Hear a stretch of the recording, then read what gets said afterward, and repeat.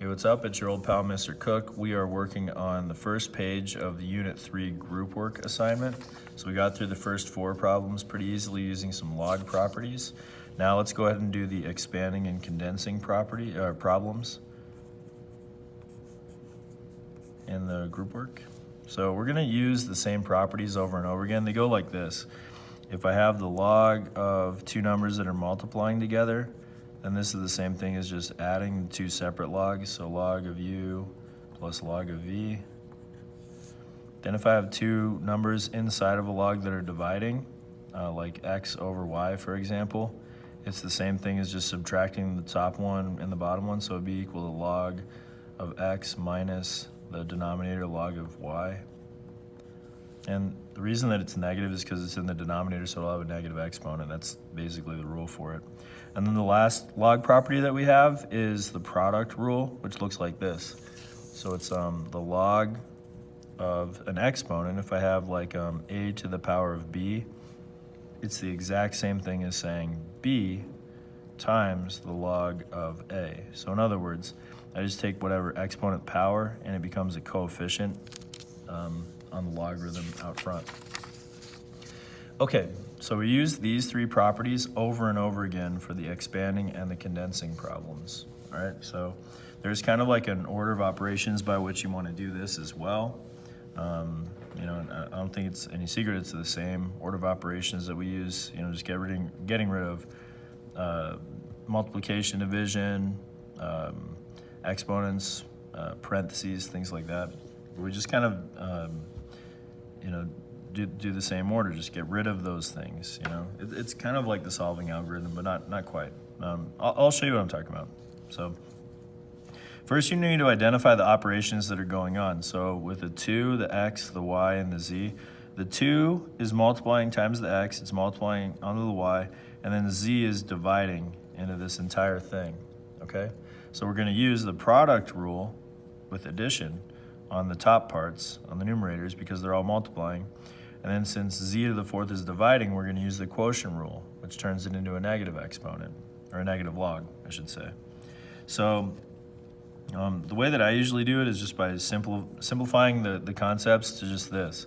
If it's a fraction of logs, you know, a log with a fraction inside of it, then the denominators are always negative logs, and then the numerators are always positive logs. So here's how it works out. I'm gonna expand this, just getting rid of the multiplication and division all at once. So I get, as separate logs, log base 2 of 2, and then plus, now I have the log base 2 of x to the 3rd, plus log base 2 of y to the 2nd, minus log base 2 of z to the 4th. So why did I have a minus for that one, whereas all these ones were positive logs? It's because this is the only one that's in the denominator. That's why this one is still negative. So notice also that I have the same base for all of these 2. That's gonna be constant because of the fact that we have this 2 right here. These ones are all gonna just be natural log. You know, the bases just stay the same for them. Okay, so that's using the quotient and the product rule. Now we're gonna use the power rule, and we're gonna take all of the powers of the exponents and move them to the front as coefficient values.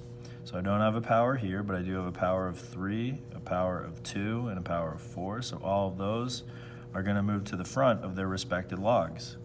So I end up with log base 2 of 2, plus, and then 3 moves to the front, so 3 log base 2 of x.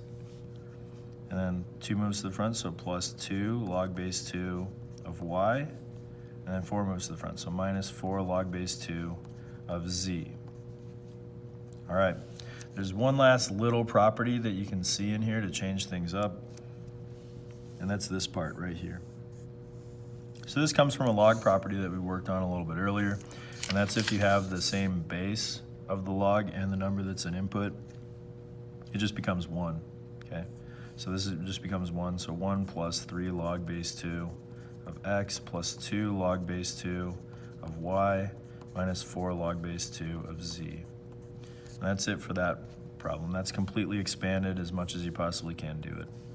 Now this property that we have here of having the same base and value is actually going to be the foundation for the lowest base problems that we're going to see in a little bit for number 7. So keep that property in mind. I'll come back to it and remind you about it in a second. Okay, anyways, on to part B. So for part B, what I would do here is get rid of this cube root or any big square roots or any roots in general, and just turn them into fraction exponents.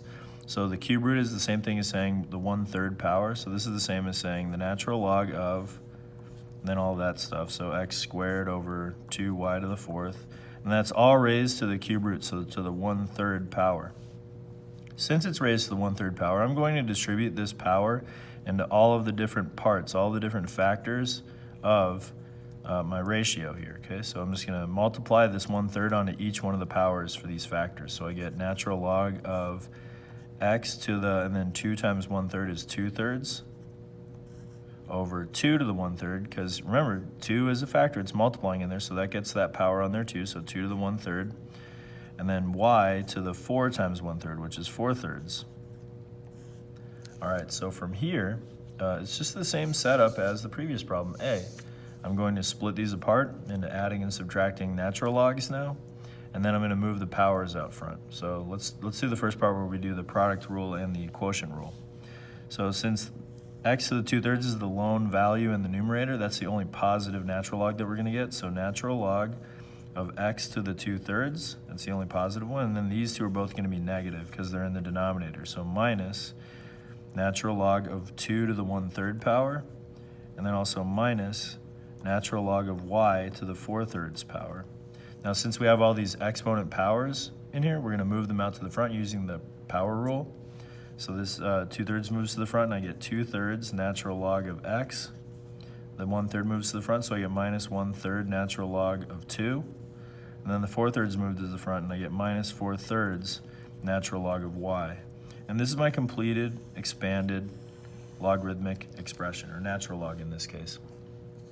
All right, now we're going to move on to condensing. And what condensing logs do is that it takes multiple logs and just turns them into single logs. So we're just reversing the process. And in fact, we're even reversing the order in which we're doing this stuff. So we want to, put exponent powers into logarithms and then combine logarithms together. So that's what we're going to do for number 6. For 6a, we just do that exact process. We start off with the powers and we move those into the logarithms.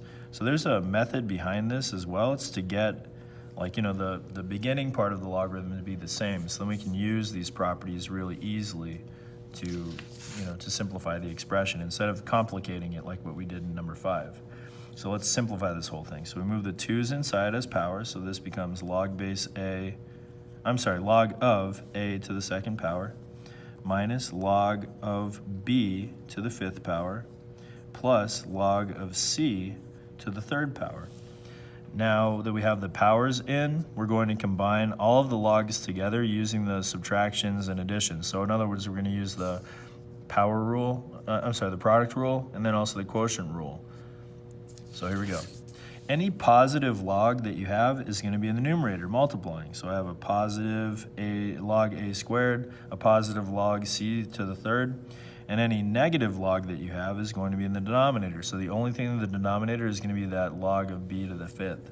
So under one logarithm, all of these combine to form the following. Log of, in the numerator, it's going to be a squared and c to the 3rd. In the denominator, it's going to be b to the 5th. And that's it. That's all under one logarithm, and we're all done with number 6a. With number 6b, we're going to take this 1/2 and we're going to distribute it in first. Then what we're going to do is, the same steps that we did before. You'll see it's very, very similar to a. It's just that we'll have fraction exponents instead. So distributing the 1/2 in there, I get, and it's only on to the coefficients, by the way. So 1/2 times 5 is 5/2 log base 3 of x plus, and then 1/2 times 2 is 1, so 1 log base 3 of y. And then 1/2 times -1 is -1/2 log base 3 of w.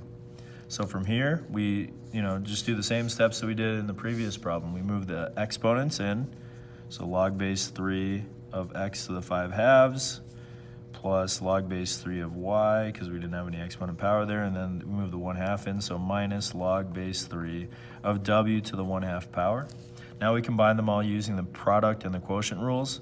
So since these are both positive logs, they go in the numerator. Since this is a negative log, it goes in the denominator. So under one log, we get the following.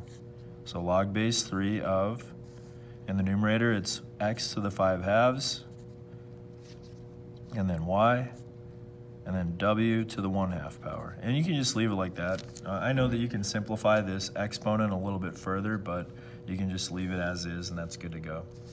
Okay, so that's it for number 6. And this video is getting a little bit long, so we'll just cut it off here and then move on to 7 and 8, and then for a short video, and then do the graphs on the next video.